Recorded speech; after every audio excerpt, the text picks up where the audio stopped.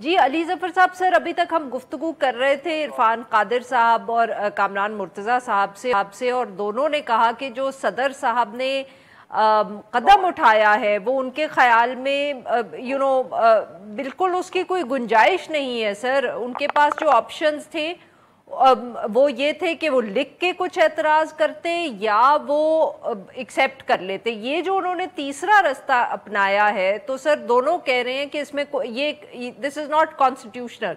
Sir आप इस पे कुछ कहना चाहेंगे? देखिए, इसको थोड़ा सा हम आर्टिकल 75 देखते हैं, जो कि आर्टिकल 75 ही इस सारे मामले का हल है।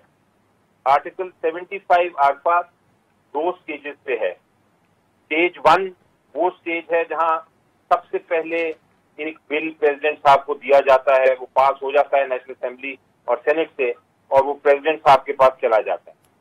जब वो प्रेसिडेंट साहब के पास जाता है तो आइन कहता है उनके पास दो चॉइसेस हैं, या तो उसको असेंट कर लें, यानी उसको साइन कर लें, उसको एक्सेप्ट कर लें, और अगर वो साइन कर देते हैं तो वो कानून बन जाएगा। या दूसरी ऑप्शन उनके पास ये है कि वो वापस उसको भेज दें कमेंट्स के साथ। प्रेसिडेंट साहब ने इसको सबसे पहले तो साइन नहीं किया।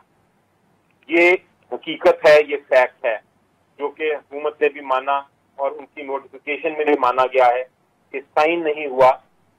अगर साइन नहीं हुआ तो वो असेंट नहीं हुआ, और असेंट नहीं होता तो फिर वो कानून नहीं बना। यहाँ हम थोड़ी देर रुक जाते हैं। अब आइडियली प्रेसिडेंट साहब को चाहिए था कि वो इसको, अगर साइन नहीं किया, लॉ नहीं बना, तो वो उसको जॉइंट पार्लियामेंट को राइटिंग में वापस भेज देते, और वापस भेजते